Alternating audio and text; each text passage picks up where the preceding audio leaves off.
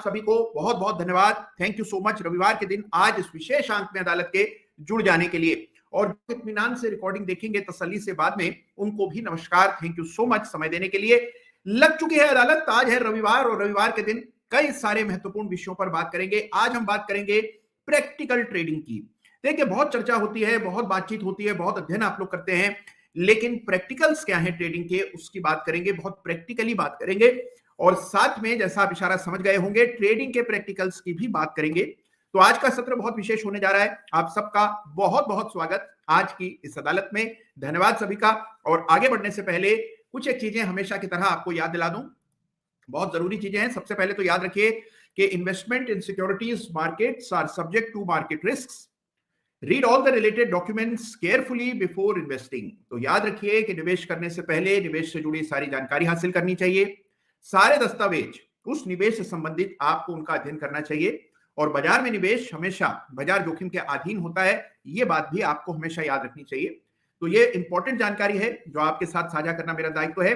आप सबका बहुत बहुत स्वागत और शुरू करते हैं आज की चर्चा को। गजब के चार्ट्स देखेंगे, बाजार की चर्चा करेंगे और उसके बाद प्रैक्टिकल साइड ऑफ ट्रेडिंग की भी चर्चा करेंगे। तो आइए बिना समय गंवाए सबसे पहले निफ्टी के चार्ट्स की दर्शन कर लें। तो ये लीजिए चार्ट बंद हुए और अब आइए निफ्टी के चार्ट को खोलते हैं। तो आपके स्क्रीन पर अब आपको दिखेगा निफ्टी का चार्ट। तो ये आपके सामने निफ्टी का चार्ट है, वीकली चार्ट है। तेजी कायम है, उठापटक चल रही है, लेकिन निफ्टी लगातार नए हाइस बना रही है। और इस सप्ताह भी शनिवार के दिन भी आपने नया हाई बनते हुए निफ्टी में देखा। निफ्टी 22,000 के ऊपर अब थोड़ा सेटल होता हुआ नजर आ रहा है, कंफर्टेबल हो रहा है 22,000 के ऊपर। नई ऊंचाइयां छूने के लिए अब ताकत बटोरता दिख रहा है निफ्टी। तो निफ्टी महत्वाकांक्षी है, ऊपर जाना चाहता है, उच्च अभिलाषी है। ये चार्ट देख करके आपको समझ आता है। करे क्या? देखिए सबसे पहले तो एक लाइन ऑफ कंट्रोल अंकित करें और इस चार्ट को जब भी देखें तो ये लाइन ऑफ कंट्रोल चार्ट पर साफ स्पष्ट नजर आनी चाहिए आपको। 21,325 का स्तर है, ये लेवल इंपॉर्टेंट है और इस लेवल को तरजीह दी जानी चाहिए। तो ये लेवल है निफ्टी वीकली पर। निफ्टी का ट्रेंड पॉजिटिव है, नया हाई बन रहा है, लाइफ टाइम हाई लेवल्स पर निफ्टी चुनाव से पहले ट्रेड कर रहा है। तो कुल मिलाकर चीजें सब ठीक चल रही हैं। और जैसा हम पिछले सप्ताह भी चर्चा कर रहे थे कि निफ्टी को लेकर के कोई भी नेगेटिव संकेत चार्ट पर नहीं थे, और वही आपने इस सप्ताह होता हुआ देखा। निफ्टी में अच्छी तेजी इस सप्ताह लगभग 0.75% की अच्छी तेजी देखने को मिली। ये निफ्टी है। आइए बैंक निफ्टी देखते हैं।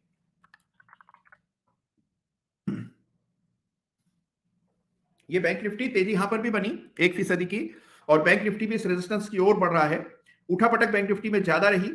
बैंक निफ्टी के लिए बड़ा रेजिस्टेंस 48,300, बड़ा सपोर्ट 46,240 के आसपास। तो बैंक निफ्टी भी ठीक ठाक ट्रेड कर रहा है। दोनों में तुलना करनी हो तो जो चर्चा हम पिछले सप्ताह कर रहे थे कि भाई निफ्टी ज्यादा मजबूत लग रहा है, वही अभी भी रुख होना चाहिए। निफ्टी नए हाइस बना रहा है और बैंक निफ्टी अपने रिसेंट हाइस से नीचे चल रहा है। तो इसका मतलब जाहिर सी बात है निफ्टी में ताकत ज्यादा है। बावजूद इसके बैंक निफ्टी भी पीछे नहीं है, कैचअप हो रहा है। निजी बैंक भी अब अच्छा परफॉर्म कर रहे हैं और उसके चलते आप देखें तो कुल मिलाकर बैंक निफ्टी से भी संकेत इंकरेजिंग हैं, प्रोत्साहन देने वाले। तो ये आपके सामने स्थिति है निफ्टी बैंक निफ्टी की। आइए बात करते हैं और तमाम इंडाइसेस की। तमाम लोग जुड़ गए हैं हमारे। गेम स्टार 70 है, proud member of NSE 12 platinum. कह रहे हैं कि CI ऑटोमेशन, इन्होंने चार्ट देखा तो क्या इसमें ब्रेकडाउन हुआ है, इसकी पुष्टि करवाना चाहते हैं। तो इस चार्ट को भी देखेंगे। अभी अभी सवाल किया है हमारे गेम स्टार 70 ने।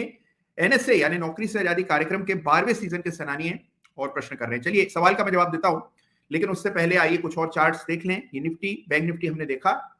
इस सप्ताह एक चार्ट और देखेंगे और ये चार्ट है बिटकॉइन का। और बिटकॉइन का चार्ट देखने की वजह क्या है कि ये तूफानी तेजी इस सप्ताह देखने को मिली। इस सप्ताह कोई मामूली नहीं, 20% की तेजी बिटकॉइन में देखने को मिली। बिटकॉइन जिसको लोग खारिज कर चुके थे, ब्रेकआउट आया बिटकॉइन में 31,000 के ऊपर। फिर जो दौड़ लगाई और इस सप्ताह जो दौड़ लगाई, इसका कोई आपको पहले एविडेंस नहीं मिलेगा। रेजिस्टेंस चार्ट पर 65,000 के आसपास है और उन स्तरों की ओर बिटकॉइन बड़ी गति से बढ़ रहा है। तो एक अरसे बाद, जमाने बाद बिटकॉइन में आप वापस से मोमेंटम देख रहे हैं।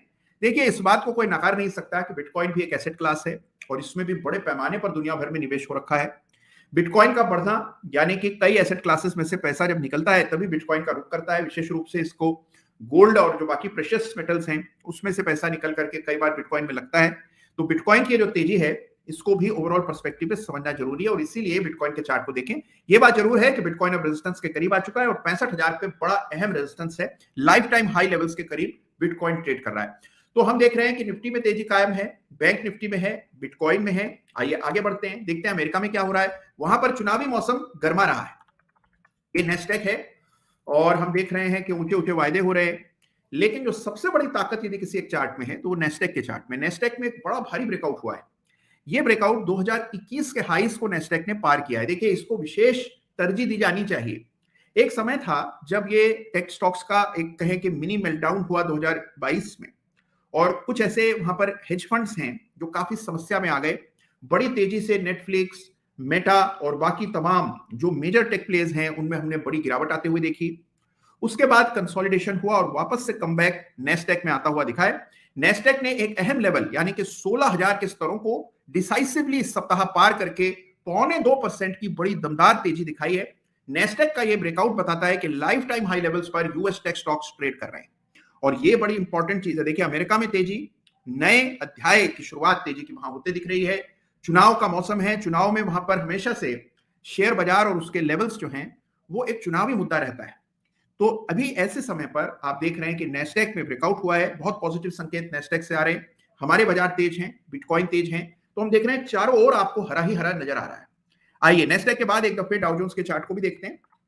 डाउ जोन्स में भी अच्छी तेजी बनी हुई है, लेकिन जो तेजी नेस्डेक में पिछले सप्ताह आई उसका मुकाबला नहीं है। डाउ जोन्स पहले से चल रहा है और डाउ जोन्स में तो ब्रेकआउट 36,000 के ऊपर बहुत पहले आ चुका है, और वहां से अब हम देख रहे हैं 10% का इजाफा डाउ जोन्स में भी हुआ है। तो डाउ जोन्स की तेजी, नेस्डेक की तेजी, निफ्टी की तेजी, बिटकॉइन की तेजी, सारी तेजी एक साथ होते हुए नजर आ रही है। आइए इन चार्ट्स को देख लेने के बाद एक दफे यूएसडी आईएनआर के चार्ट को हमेशा की तरह देखेंगे जरूर। ये आपके सामने डॉलर स्थिर है, और ये स्थिरता जो है ये हमें बहुत पॉजिटिव संकेत दे रही है। कई लोग इसको लेकर के बड़ी चिंता कर रहे हैं कि डॉलर गिर क्यों नहीं रहा है, लेकिन आप देखें कि डॉलर पर डाउनवर्ड प्रेशर है और डॉलर अंडर कंट्रोल है, सीमित दायरे में ट्रेड कर रहा है। इससे बेहतर करेंसी के चार्ट्स नहीं हो सकते हैं। करेंसी की स्टेबिलिटी बाजार के लिए, अर्थव्यवस्था के लिए बहुत सकारात्मक होती है, और वही स्थिति आज आप देख रहे हैं 83-82 के आसपास डॉलर बिल्कुल ही स्टेबल हो गया है। Very good news from the dollar front.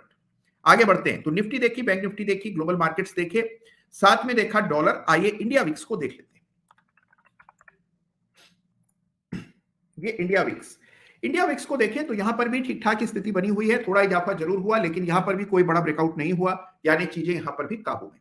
कुल मिलाकर बड़ी तस्वीर देखें और सारे चार्ट्स की इस जिगसॉ को जोड़ करके अगर पूरी तस्वीर देखने का प्रयास करें तो बिना किसी शंका के इस तस्वीर ये बता रही है कि सारी चीजें नियंत्रण में है। Everything is under control and markets are in a bull grip. तो आप तेजी देख रहे हैं और ये तेजी चहुतरफा है। एक दफे निफ्टी स्मॉल कैप इंडेक्स का चार्ट भी देखते हैं। आइए, ये आपके सामने निफ्टी स्मॉल कैप इंडेक्स का चार्ट आपके सामने है। ये निफ्टी स्मॉल कैप 250 है, यहां पर भी तेजी कायम है। हाँ, अब थोड़ा पीछे चल रहा है ये निफ्टी और बैंक निफ्टी के, जहां हम 1-1% की तेजी देख रहे हैं। यहां बिल्कुल फ्लैट रहा इस सप्ताह, यानी कि थोड़ा सा बैकसीट पर छोटे शेयर्स चल रहे हैं, और जो बड़े स्टॉक्स हैं वो लीडरशिप के रोल में दिखाई पड़ रहे हैं इस बाजार में। तो ये आपको एक रोटेशन होता हुआ नजर आ रहा है, लेकिन कुल मिलाकर चीजें ठीक हैं, किसी तरह की कोई शंका करने की आवश्यकता नहीं। हाँ, ये जरूर है, हमेशा चौकस रहना है, हमेशा आपको पूरी तरह से तैयार और तत्पर रहना है, लेवल्स को तरजीह देनी है। हल्का सा भी लेवल बदलता हुआ दिखे तो अपने चार्ट को देखें और उस पर लेवल संकेत कर लें। तो ये बहुत जरूरी है कि you must be absolutely prepared at all points in time. तो ये आपके सामने निफ्टी, बैंक निफ्टी और बाकी तमाम चार्ट्स हम लोग देख रहे हैं। अब इसके बाद आगे बढ़ते हैं और कई सारे नए चार्ट्स की चर्चा करेंगे। बहुत सारे प्रश्न आप सबके लंबित है अदालत में, उनका भी उत्तर खोजेंगे। और एक चीज लेकिन आगे बढ़ने से पहले आप सबको मैं बताऊंगा, और वो है प्रैक्टिकल साइड ऑफ ट्रेडिंग। देखिए, बहुत सारी चीजें ऐसी होती हैं जिनको आप चाह करके भी किताबों से नहीं पढ़ सकते। आप चाहे कितनी किताबें पढ़ लें, कुछ चीजें किताबों से सीखी नहीं जा सकती। उनके लिए उनका प्रैक्टिकल अनुभव करना जरूरी होता है। बहुत सारी ऐसी स्किल्स हैं जो कि प्रैक्टिकली सीखे बिना, मिसाल के तौर पर साइकिल चलाना, तो अब आप साइकिल चलाना केवल किताब पढ़ करके नहीं सीख सकते, स्विमिंग करना नहीं सीख सकते, सर्जरी करना नहीं सीख सकते। कई सारी ऐसी चीजें हैं जिनको करे बिना, जिसमें कुछ अनुभव हासिल किए बिना आप सीख नहीं सकते। और कई सारे प्रश्न हमारे सामने लंबित है। आइए फटाफट कुछ सवालों के जवाब देते हैं। सबसे पहला जो आज प्रश्न हम ले रहे हैं वो है, एक सवाल आया है एंजल वन पर। ये एंजल वन के चार्ट को देखिए, ये है चार्ट, और एंजल वन में हम थोड़ा करेक्शन आते हुए देख रहे हैं और इसी के चलते शायद ये प्रश्न आया है। एक करेक्शन बना है, लोअर पीक्स भी बनी है चार्ट पर, और इसी को लेकर शायद प्रश्न आता हुआ दिख रहा है। तो इसमें एलओसी भंग हुई है, इसमें कोई दो राय नहीं। लाइन ऑफ कंट्रोल चार्ट पर टूटती हुई नजर आई इस सप्ताह। तो ये आपके सामने एंजल 1 का चार्ट है जिस पर प्रश्न आता हुआ दिखाई पड़ा। टाटा इन्वेस्टमेंट में हमारे टर्टल जतिन जी ने निवेश किया हुआ है और वो कह रहे हैं कि जबरदस्त मुनाफा उनको टाटा इन्वेस्टमेंट में हुआ।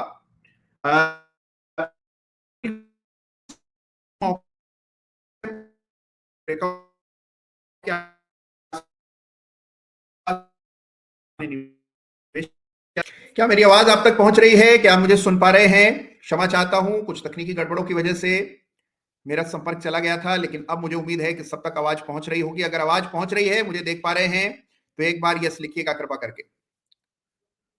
बहुत बढ़िया, थैंक यू सो मच। और धैर्य रखने के लिए, जुड़े रहने के लिए, चले न जाने के लिए आप सबका बहुत बहुत धन्यवाद, थैंक यू सो मच। और जो लोग धैर्य के साथ बने रहे, बहुत बहुत धन्यवाद आप सबका, थैंक यू सो मच।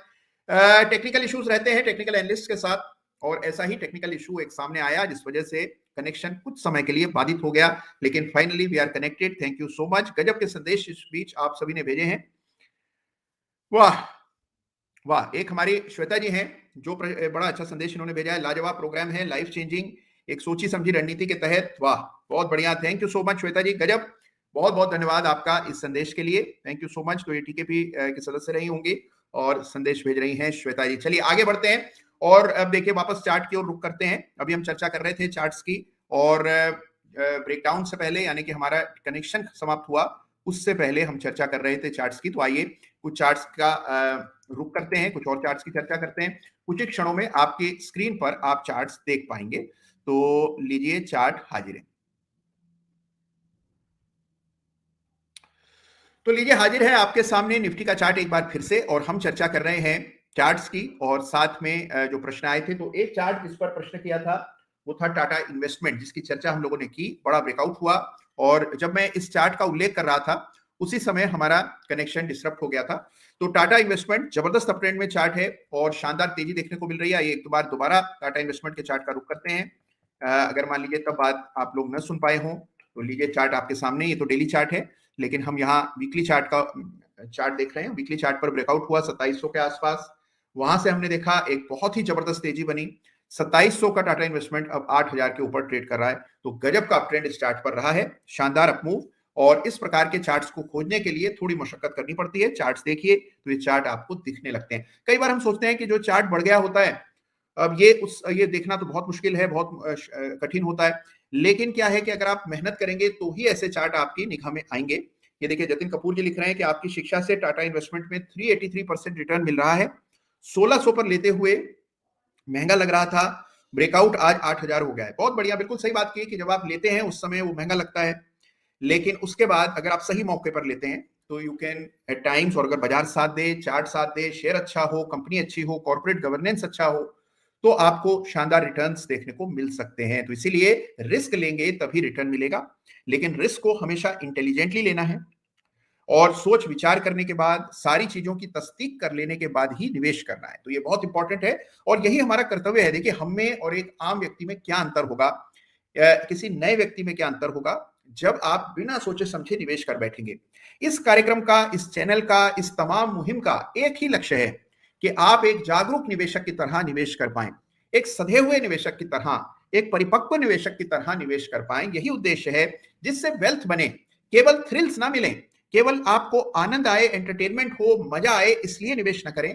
निवेश इसलिए करें कि सस्टेनेबल वेल्थ क्रिएट कर पाएं अपने लिए, अपने परिवार के लिए। और ये जो इंडिया की अपॉर्चुनिटी हमारे सामने अनफोल्ड हो रही है, भारत बदल रहा है और हम इसके साक्षी हैं। इस बदलते भारत में जो बदलती कंपनियां हैं, उनके बदलते फॉर्च्यून्स हैं, उसका आप हिस्सा बन पाए, ये आपको शेयर बाजार मुमकिन करके दे पाता है। तो इसीलिए बाजार से जुड़े रहना जरूरी है, चार्ट्स देखते रहना जरूरी है, सही शेयर में निवेश करना बेहद जरूरी है, और यही चर्चा हम लोग नित करते रहते हैं अदालत में भी। टाटा इन्वेस्टमेंट के बाद आइए एक चार्ट का रुख और करेंगे, और ये प्रश्न भी आया कई सारे लोगों की ओर से। सवाल है एचडीएफसी बैंक को लेकर के, बड़े सारे लोगों के प्रश्न आ रहे हैं। तो आइए फटाफट एक बार एचडीएफसी बैंक के चार्ट को देखेंगे। ये आपके सामने एचडीएफसी बैंक, लगभग हर सप्ताह हम इस चार्ट का की चर्चा करते हैं, आकलन करते हैं इस चार्ट का। लेकिन अगर आप देखें तो कई चार्ट्स ऐसे होते हैं जहां ओपन एंड शट केस होता है। चार्ट आप खोलें, देखें, लेवल्स आपने देख लिया, उसके बाद कुछ खास सोचने विचारने के लिए है नहीं। खबरें चलती रहेंगी, कभी अच्छी, कभी खराब, कभी बहुत अच्छी, चलता रहेगा। लेकिन चार्ट आपको साफ तौर पर कह रहा है कि एचडीएफसी पिछले 2-2.5 साल से एक सीमित दायरे में ट्रेड कर रहा है। दायरा बड़ा है लेकिन सीमित है, और इसी सीमित दायरे में हमने देखा है अभी भी एचडीएफसी बैंक ट्रेड कर रहा है। दायरे के अपर लेवल्स पर आपको बेचने के बारे में सोचना चाहिए, लोअर लेवल्स के करीब खरीदारी के बारे में सोचना चाहिए। ब्रेकआउट्स हो जाएं या ब्रेकडाउन हो जाएं तो उस हिसाब से एक्ट करना चाहिए।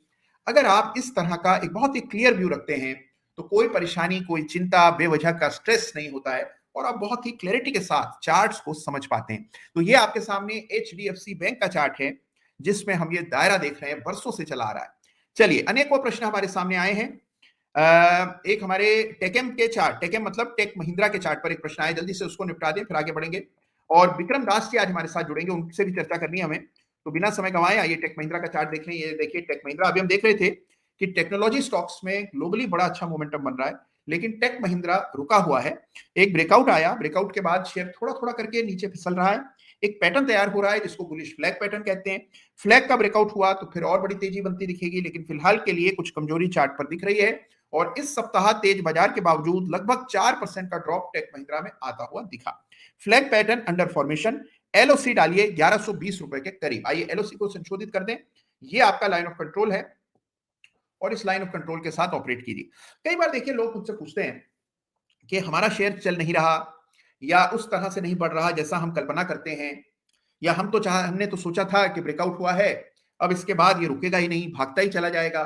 फला शेयर को देखिए कैसे दौड़ लगा रहा है, जो हमने लिया है वो थमा हुआ है, रुका हुआ है, ठहरा हुआ है, चलता ही नहीं है।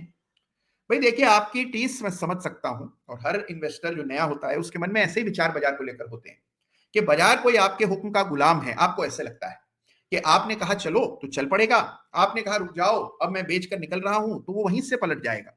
बाजार आपके और मेरे कहे पर नहीं चलता, अफसोस। बाजार अपनी गति से, अपने विवेक से चलता है, और हमारा काम यह है कि we have to be patient, let it come to our levels, let it move when it has to. तो जब उसको बढ़ना है वो तब बढ़ेगा। आपकी और मेरी जल्दबाजी या छटपटाहट से प्रभावित होकर शेयर की कीमतें नहीं बढ़ती। अगर आपके मन में इतनी छटपटाहट, बेचैनी है तो बाजार में बहुत लंबी दूरी तय करना मुश्किल होता है। निवेश के लिए you have to be patient, तो आपको वेट करना होता है, और फिर चाहे किसी भी टाइम फ्रेम का निवेश हो, पेशेंस इज द की। तो अपने अंदर धैर्य विकसित कीजिए। शेयर बाजार में वही बड़ी पैसा लेकर के निकलता है जो धीरज रखता है। तो patience is important, specially with stocks that are doing well. हाँ, अगर शेयर आपके विरुद्ध जा रहा है और फिर आप पेशेंटली बैठे हैं, बड़ी भारी चूक कर रहे हैं। शेयर आपके हक में जा रहा है, धीरे धीरे जा रहा है, रुका हुआ है, समय ले रहा है, उसका साथ दीजिए और इंतजार कीजिए। ये छोटी छोटी बातें हैं जिनका आपको ध्यान रखना है। अरे गजब, बहुत बढ़िया, और बड़े अच्छे संदेश आ रहे हैं। हमारे तमाम आज सेनानी लोग जुड़े हुए हैं, अद्भुत संदेश भेज रहे हैं, और बहुत अच्छा लग रहा है। एक तरह का रियूनियन हो जाता है हर वीकेंड। और पूछ रहे हैं कि एक दफे चार्ट देखिए सिंगर का, तो आइए सिंगर के चार्ट को भी देखते हैं।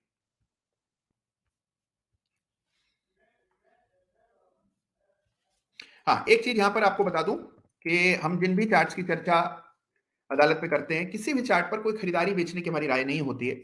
केवल चार्ट कैसा दिख रहा है, क्या नया सीखने को है, इसी की चर्चा अदालत में होती है। तो सिंगर का चार्ट आपके सामने, और लालवानी साहब ने प्रश्न किया है कि इसका चार्ट क्या कह रहा है, क्या आपके फर्स्ट इंप्रेशन हैं इस चार्ट को देखकर। तो ये आपके सामने चार्ट है सिंगर इंडिया का, और सिंगर इंडिया के चार्ट को देखें, और इस कंपनी से सभी लोग वाकिफ हुए हैं क्योंकि बहुत पुरानी कंपनी है, बरसों से काम कर रही है, हम सबके जीवन का हिस्सा रही है सिंगर। और ये सिंगर इंडिया का चार्ट है। अब देखिए रेजिस्टेंस जो था इस स्टॉक में वो लगभग 88 रुपीज के आसपास था। इसका ब्रेकआउट पिछले साल आया, शेयर ने 130 रुपए का भाव लगाया, और वहां से फिर फिसलने लगा, वापस से अब सपोर्ट के करीब आ गया। तो जो पहले रेजिस्टेंस था उसी से उम्मीद करेंगे कि सपोर्ट की भूमिका में रहेगा। तो ये सपोर्ट रीजन है, करेक्शन आ चुका है, और ये चार्ट का स्ट्रक्चर है, हायर बॉटम्स बन रहे हैं। इस लेवल को अंकित कर लें, यही आपका एलओसी है, यही सपोर्ट है, और ये लेवल अगर ठीक से चार्ट पर अंकित कर लिया तो बाकी कुछ इसमें समझने योग्य है नहीं। तो ये आपके सामने सिंगर इंडिया का चार्ट, जिस पर एलओसी अंकित करने का काम हमने अभी अभी किया है। वाह, चलिए अब हमारे साथ जुड़ रहे हैं एक बहुत ही विशेष व्यक्ति और हमारे बहुत पुराने स्टूडेंट और ट्रेडर विक्रम दास साहब। तो आइए देखते हैं विक्रम जी तक हमारी आवाज पहुंच रही है या नहीं। विक्रम जी सुन पा रहे हैं?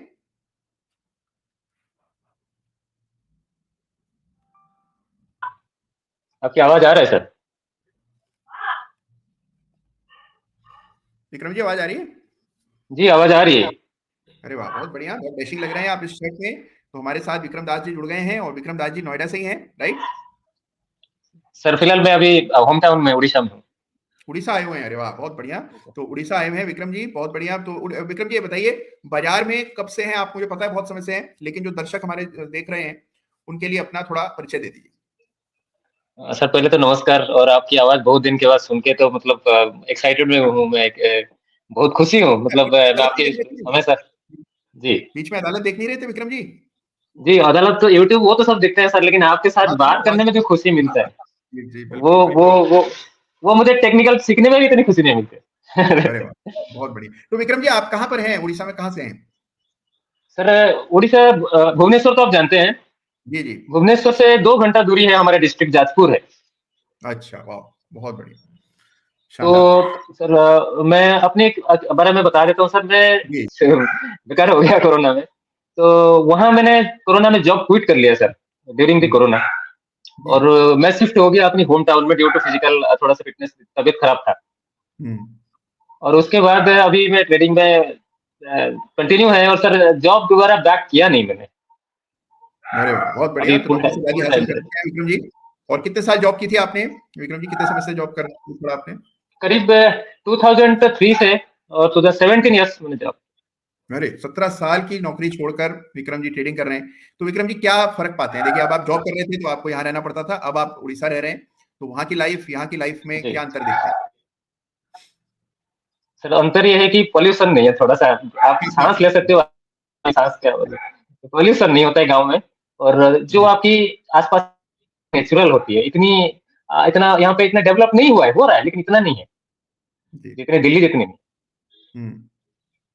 तो आपको बेहतर क्या लग रहा है? तो इसे अब जीवन अच्छा अच्छा लगता लगा। है? पहले आपकी लाइफ बेटर थी जब जॉब में थे, अब जब आप फ्रीडम के साथ अपने होम टाउन रह रहे हैं, कौन सा बेटर लगता है?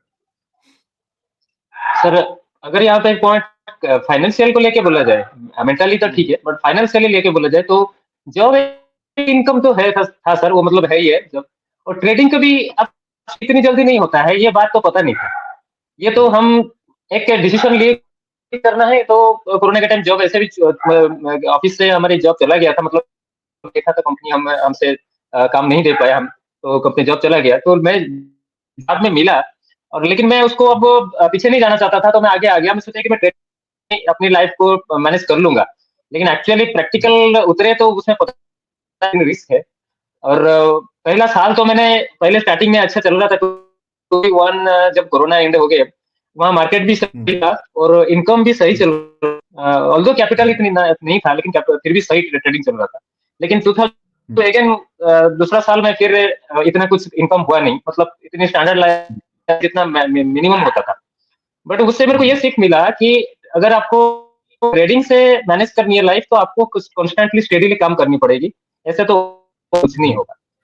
और ऑफिस के साथ हम जब ट्रेडिंग करते थे, उसमें क्या है कि ऑफिस का इनकम आ रहा है, ट्रेडिंग में आए थोड़ा ठीक, नहीं आए तो भी ठीक। लेकिन अगर जब फुल टाइम डिपेंडेंट हो जाते हैं, अगर कोई है जो भी देख रहे हैं, अगर फुल टाइम होना है तो आपको पूरी तैयारी करके आनी पड़ेगी, नहीं तो आप बाद में ब्लेम नहीं कर सकते कि ट्रेडिंग से इनकम नहीं हो रहा है। ट्रेडिंग से होता है, लेकिन आप जितना एक्सपेक्ट करते हो उतना तुरंत इतना जल्दी आएगा नहीं। बहुत सही बात की, बहुत बढ़िया बात की आपने विक्रम जी। मुझे लगता है जो भी सुन रहे हैं जरूर सुनना चाहिए। रियल लाइफ है ये, रियल लाइफ। तो बोलने के जी लिए कुछ भी कह जी सकते हैं, लेकिन दिस इज रियल लाइफ जो हमारे विक्रम जी कह रहे हैं। कि भाई देखिए, जब आप ये निर्णय लेते हैं, पहली बात तो निर्णय इजी नहीं है, और उसके बाद लेने के बाद जब आप जाते हैं ट्रेड करते हैं, तो शुरू में आपको स्ट्रगल करना पड़ता है, धीरे धीरे करके ही वो आपको कंफर्ट आता है।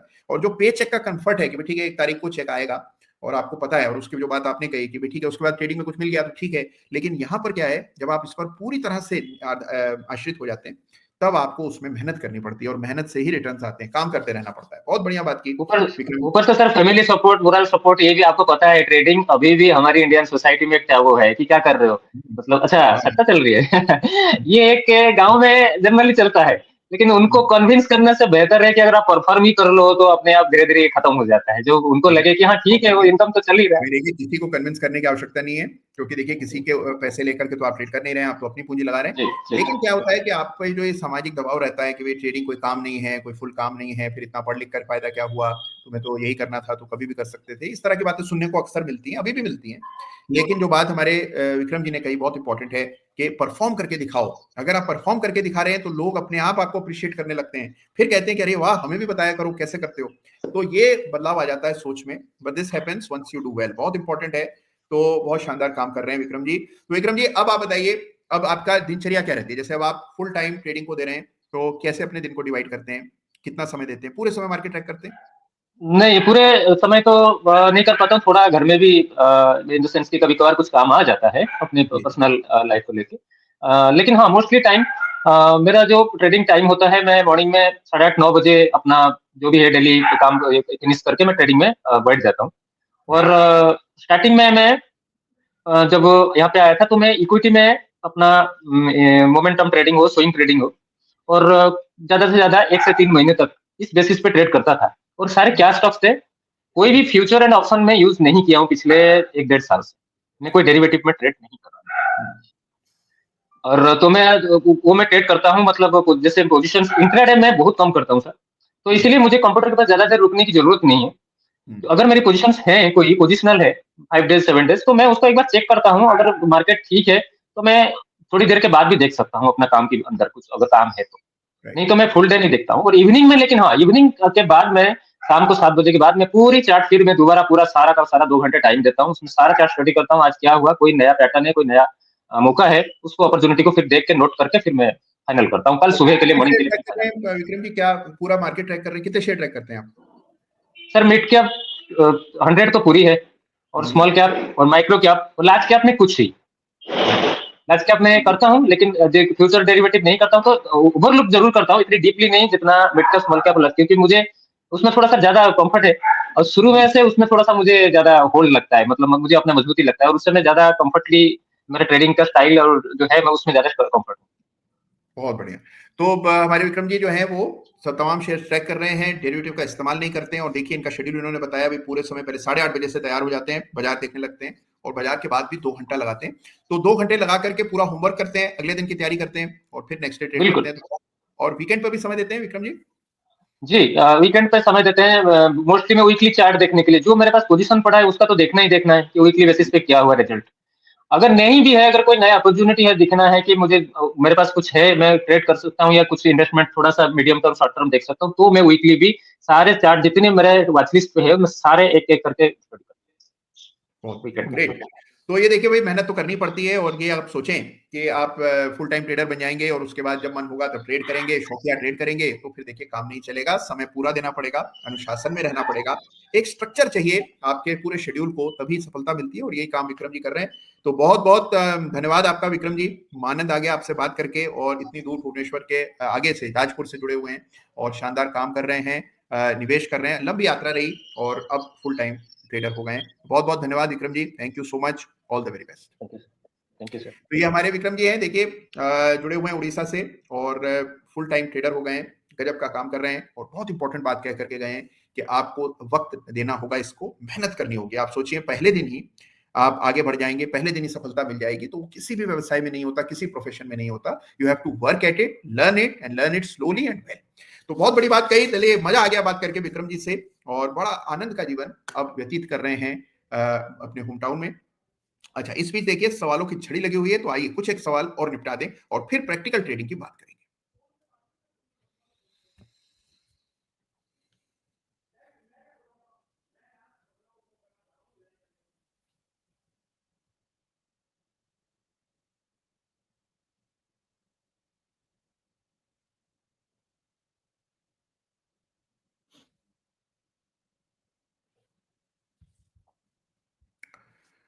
वाह, बहुत बढ़िया और ग्रेट। अच्छा, देखिए हमारे टर्टल हैं सनी विश्वकर्मा जी। बहुत बढ़िया, जबरदस्त परफॉर्मेंस उनका भी शानदार रहा है। बहुत ग्रेट, वंडरफुल, अपने परफॉर्मेंस लिख रहे हैं। अद्भुत, बहुत जबरदस्त काम हमारे सेनानी देश के बाहर के सभी लोग कर रहे हैं।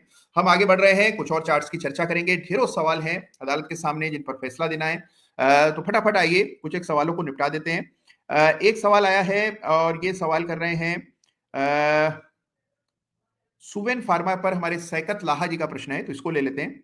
और एक सवाल हम लेंगे रवि जी का, रवि अमरोज साहब हैं, और वो लिख रहे हैं कि you are an amazing teacher and changing lots of life through नौकरी से आजादी टीकेपी। और वो एक, अच्छा, वो कह रहे हैं कि if pattern should be given more importance और trailing stop loss, should be given more importance. तो बहुत अच्छा इंपॉर्टेंट तार्किक सवाल है।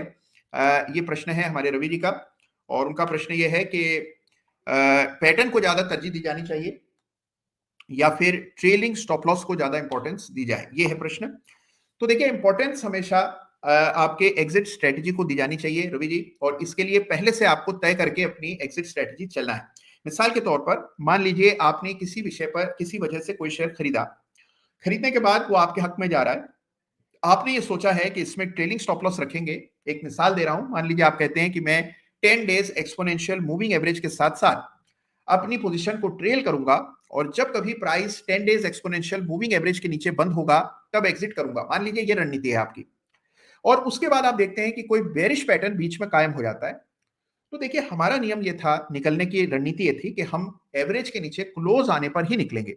तो जो नियम हमने पहले अपने लिए तय किया है उसी के साथ चलना है, बीच में अलग अलग चीजों का इस्तेमाल करके कंफ्यूज नहीं होना है। ट्रेडिंग में सफलता तब मिलती है जब आप एक डगर पर चलते रहते हैं, यानी कि एक अपने लिए रूल बनाते हैं और रूल को पूरी फोकस होकर के फॉलो करते हैं, तब रिजल्ट्स आते हैं। तो what ever you have decided, अगर आपने ये तय किया था कि आप बेरिश पैटर्न बनने के बाद निकलेंगे, तो फिर उस पैटर्न के बनने का वेट करना है। यानी जो भी तय किया हुआ है, जो भी आपकी एग्जिट स्ट्रेटजी है, उसको पूरी तरह से फॉलो कीजिए। तो ये बहुत इंपॉर्टेंट सवाल किया हमारे रवि जी ने। हेमंत जी का सवाल है विंडलास पर, तो आइए इसका भी एक चार्ट देख लेते हैं झट से। ये विंडलास बायोटेक चार्ट आपके सामने है। बड़ा ब्रेकआउट हुआ, राउंडिंग बॉटम पैटर्न बना 2022-23 में, फिर ब्रेकआउट हुआ और उसके बाद तूफानी तेजी, 580 का भाव हो चला है, बड़ी तेजी से बढ़ा। हाल फिलहाल में एक ब्रेकआउट आया था जब ये कप विद हैंडल का ब्रेकआउट 400 रुपए के करीब हुआ, वो मौका था नवंबर में, अभी 2-4 महीने पहले, और वहां से हमने देखा 400 का 600 हो चला है, तो लेट हो गए हैं। अब देखिए क्या है, ट्रेलिंग स्टॉप लॉस, जिस बात की चर्चा अभी अमरोज साहब कर रहे थे कि ट्रेलिंग स्टॉप लॉस रखना जरूरी है। तो ऐसे शेयर्स में जहां बड़ी तेजी आ गई, आपकी उम्मीद से परे तेजी है और बड़ी तूफानी तेजी से बाजार बढ़ रहा है, शेयर बढ़ रहा है, तो वहां ट्रेलिंग स्टॉप लॉस आपका सहारा है। प्रॉफिट दिख जाए और आप उसको भोग ना पाए, यानी नहीं ले पाए, और उसके बाद वो आपके हाथ से फिसल जाए, तो उसका दर्द ही कुछ और होता है। तो इसीलिए प्रॉफिट को लॉक करते चलना है, और प्रॉफिट लॉक करने का तरीका ट्रेलिंग स्टॉप लॉस, जिसकी चर्चा हम लोगों ने अभी अभी की थी। तो विंडलास में ट्रेलिंग स्टॉप लॉस रखिए, और बड़ा ब्रेकआउट हुआ चार्ट पर 400 रुपए के करीब, अब बहुत बड़ा मूव आ चुका है। चलिए, तो कई सारे चार्ट्स की चर्चा हम लोग निरंतर कर रहे हैं। मयंक जैन साहब कह रहे हैं कि लुपिन, ठीक है, वो ये कह रहे हैं कि कल डिजास्टर सेशन में 45 मिनट में 75 मिनट कैंडल का ब्रेकआउट आया है। अच्छा, ये लुपिन के चार्ट में रुचि रखते हैं, तो आइए लुपिन का चार्ट देखते हैं।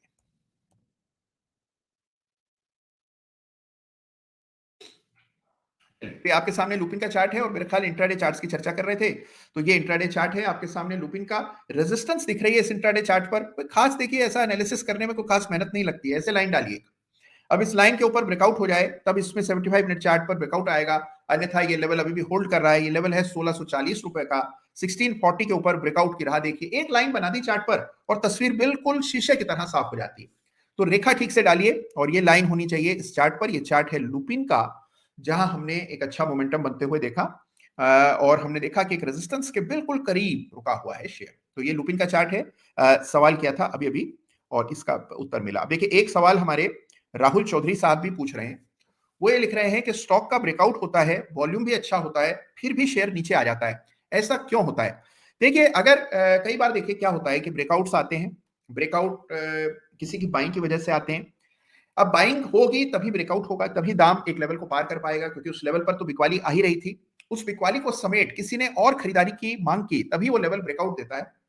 ब्रेकआउट आने के बाद मान लीजिए और बड़ा सेलिंग प्रेशर क्रिएट हो जाता है, कोई बड़ा न्यूज आ जाती है, या जिसने खरीदारी की वो और बाइंग नहीं करता है, या कोई और बड़ा प्लेयर आ जाता है जो बहुत माल बेचने का इरादा रखता हो, तो कीमतें सपोर्ट लेवल के नीचे, यानी कि ब्रेकआउट लेवल के नीचे आ जाती हैं। ऐसा अक्सर होता है।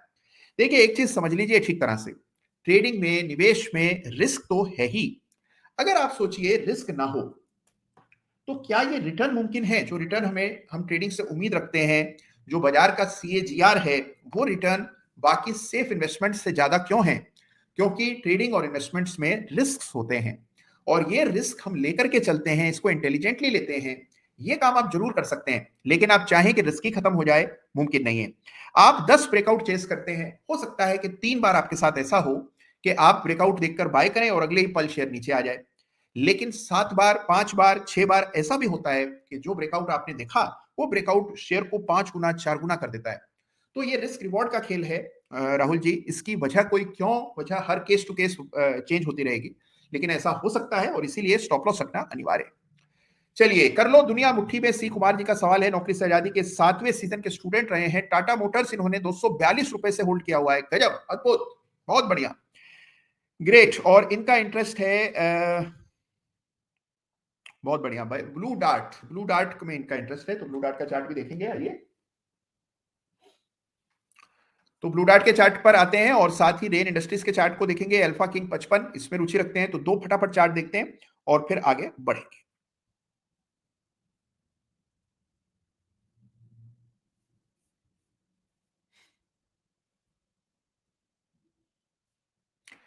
चलिए, तो चार्ट हम लोग देख रहे हैं। सबसे पहले देखिए एक सीक्वेंट साइंटिफिक का चार्ट देखते हैं जिस पर कई सारे प्रश्न आए थे। तो ये सीक्वेंट साइंटिफिक है आपके सामने।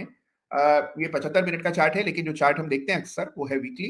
ये 75 मिनट है और 75 मिनट चार्ट पर एक बेस बना है, ब्रेकआउट हुआ, ब्रेकआउट 127 के ऊपर हुआ, शेयर साइडवेज कंसोलिडेट कर रहा है, मेजर लेवल के ऊपर ट्रेड कर रहा है। ये पुराना एक फिबोनाची डला है, इसको हटा देते हैं चार्ट पर से।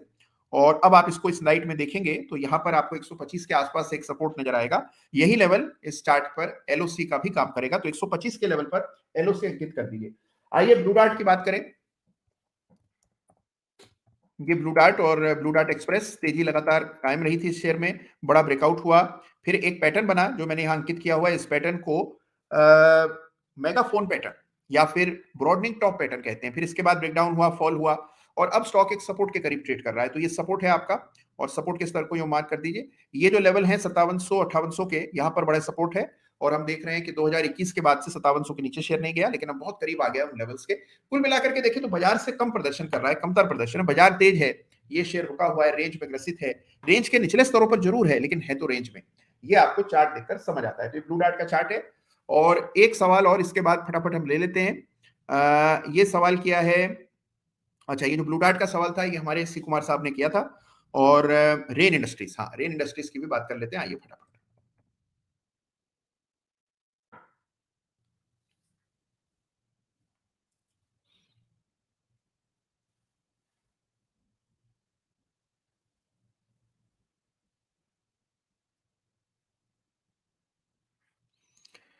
तो ये रेन इंडस्ट्रीज का चार्ट है और हम देख रहे हैं कि कंसोलिडेशन हुआ। इसकी चर्चा हम लोगों ने चार्ट ऑफ द वीक में भी की थी। ब्रेकआउट हुआ, ब्रेकआउट के बाद हमने इस सप्ताह एक गिरावट आते हुए देखी और 182 के करीब अब स्टॉक चल रहा है। तो एक रेंज में फिलहाल ट्रेड कर रहा है। रेंज अभी भी इंटैक्ट है, बेस फॉर्मेशन ऑलरेडी हो चुका है। कुछ समय ले सकता है चार्ट, लेकिन हमें एलओसी डालनी है चार्ट पर। एलओसी डालिए 141 के करीब, 141 रुपए पर एलओसी डालिए। और अब आप जानते हैं कि स्टॉक पर एक बड़ा रेजिस्टेंस कायम हो गया और ये रेजिस्टेंस लगभग इन स्तरों के करीब है। तो 206 रुपए पर लाइन को संशोधित कर दें और साथ ही एक और अतिरिक्त रेखा यहां एलओसी के लिए डाल दीजिए 142 रुपए पर। आप देखेंगे कि रेन इंडस्ट्रीज एक रेंज में चल रहा है। रेंज का ब्रेकआउट 206 रुपए के ऊपर अगर पुनः होता है तो इस चार्ट पर विशेष ध्यान दीजिएगा। ये आपके सामने रेन इंडस्ट्रीज का चार्ट जिस पर अभी अभी प्रश्न आता हुआ दिखाई पड़ा है। चलिए, तो अनेकों चार्ट्स और अनेकों चार्ट्स पर अनेकों विषय में बात की। आयुष कुमार जी का एक प्रश्न ले लेते हैं। उनका प्रश्न है कि स्मॉल केस 2 कब आएगा। तो आयुष जी, आपका धैर्य जो है, आपका धीरज और आपका इंतजार अब समाप्त हुआ, क्योंकि बहुत जल्द नया स्मॉल केस आ रहा है। इस स्मॉल केस का नाम मैं आपको आज बता देता हूं। नए स्मॉल केस का नाम होगा मोमेंटम मैट्रिक्स और मोमेंटम मैट्रिक्स स्मॉल केस बहुत जल्द आप सभी के सामने आने वाला है। तो कमर कस लीजिए, हो जाइए तैयार और संभव है कि अगले सप्ताह इसकी औपचारिक घोषणा इसी मंच से मैं करूंगा। तो नया स्मॉल केस अगले सप्ताह आ रहा है, इसका नाम है मोमेंटम मैट्रिक्स। इसका मतलब ये नहीं कि जो हमारा अभी स्मॉल केस चल रहा है वो बंद हो रहा है या उसमें कोई चेंज हो रहा है। वो स्मॉल केस गजब का काम कर रहा है और आगे भी इससे भी बेहतर काम करने की पूरी पूरी मेहनत हम लोग करेंगे। तो वो स्मॉल केस जैसे चल रहा है वैसे ही चलेगा। नया स्मॉल केस आने वाला है जिसका नाम होगा मोमेंटम मैट्रिक्स। तो इसकी सारी जानकारी अगले सप्ताह में आपको दूंगा। धन्यवाद आयुष जी इस प्रश्न करने के लिए। कई सारे प्रश्न आ रहे हैं और बहुत बढ़िया। और एक सवाल आया है डोनट्स 100 का प्रश्न है और वो एचबीएल पावर के बारे में जानना चाहते हैं, इसका चार्ट दिखाना चाहते हैं। तो आइए एचबीएल पावर के चार्ट को देख लेते हैं।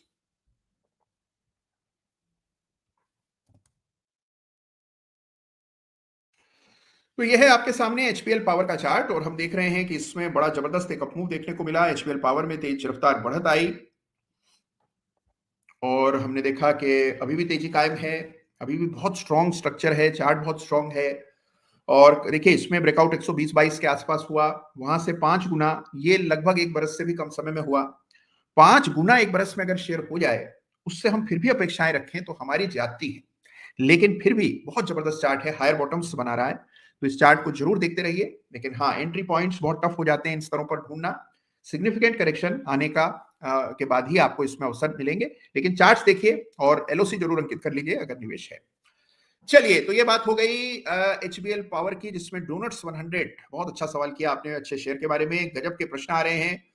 चलिए, प्रश्नों की बात हम लोगों ने की। अच्छा, एक सवाल, एक चार्ट जिसकी चर्चा आज करनी है, और अभी अभी किसी ने इस पर प्रश्न भी किया। स्टॉक का नाम है रिको ऑटो। रिको ऑटो में भी हमने देखा इस सप्ताह बहुत बड़ा ब्रेकआउट हुआ, और यही वजह है इस सप्ताह 30% बढ़ गया, 130 रुपया हो गया, और इसीलिए प्रश्न आ रहे हैं। ब्रेकआउट 107 रुपए के हुआ ऊपर। और कई बार देखिए ये समस्या पैदा हो जाती है, मान लीजिए आप किसी चार्ट पर रेजिस्टेंस डाले बैठे हुए हैं, इंतजार कर रहे हैं कि कब ये स्टॉक इस लेवल को पार करेगा और कब इसमें खरीदारी के बारे में सोचेंगे, लेकिन जब पार होता है तो वो कैंडल इतनी बड़ी बन जाती है, जैसे आप यहां देख रहे हैं कि 100 रुपए से सीधा 130। अब 30% शेयर ऑलरेडी चल चुका है एक ही सप्ताह में आपके ब्रेकआउट से तुरंत पार, ब्रेकआउट कैंडल पर। तो कई बार कैंडल क्लोज का इंतजार करते करते बहुत लेट हो जाता है, पूरी बाजी हाथ से निकल जाती है, कई बार ऐसा हो जाता है, but this is part of the game. यही होना चाहिए, कोई बात नहीं, हो गया तो क्या हुआ, यहां नहीं तो किसी और जगह अवसर मिलेगा, अवसरों का कोई अभाव नहीं है। याद रखिए कि रिस्क रिवॉर्ड को हमेशा तरजीह देनी है। अगर आप ब्रेकआउट के बाद लेते हैं तो आपका स्टॉप लॉस उसी अनुपात में काफी नीचे हो जाता है। तो इन चीजों का ख्याल जरूर रखिए निवेश करते समय। तो ये बात है जिसको आपको समझना है। ये चार्ट है रिको ऑटो का, जिस पर एक बड़ा ब्रेकआउट हुआ, 130 रुपए का भाव हुआ। और याद रखिए कि स्टॉप लॉस जो है वो तो जहां रखना होता है वहीं रखना पड़ता है। और मान लीजिए आपकी खरीद की कीमत स्टॉप लॉस की कीमत से बहुत दूर हो गई है, रिस्क रिवॉर्ड मैच नहीं कर रहा है, तो किसी बेहतर अवसर का हमेशा इंतजार करना चाहिए। चलिए, तो ये है इस सप्ताह के ढेरों चार्ट्स। हाँ, जाने से पहले एक सवाल और ले लेते हैं। हमारे रजत जी बोल रहे हैं, वाह बहुत अच्छा संदेश भेज रहे हैं, और बड़ा ऐसे संदेश से बड़ा हौसला अफजाई हो जाती है, बहुत अच्छा लगता है पढ़कर। हमारे रजत जी का संदेश है। रजत जी लिख रहे हैं कि sir, small case NSA is awesome, I want to be first subscriber of new small case. बहुत बहुत धन्यवाद आपका, जरूर जुड़ जाइए। रहा सवाल अडानी एंटरप्राइजेस का, तो लगातार अपमूव में स्टॉक चल रहा है और चुनाव की सरगर्मियां तेज हैं, तो बिल्कुल इसमें भी आप एलओसी मार्क कर लीजिए चार्ट पर। चलिए, तो इसी के साथ आज के सत्र को हम विराम देने वाले हैं, लेकिन हाँ, बहुत जल्द कुछ नई चीजें इस चैनल पर आने वाली हैं। तो अगर अभी तक आपने चैनल को सब्सक्राइब नहीं किया है तो तुरंत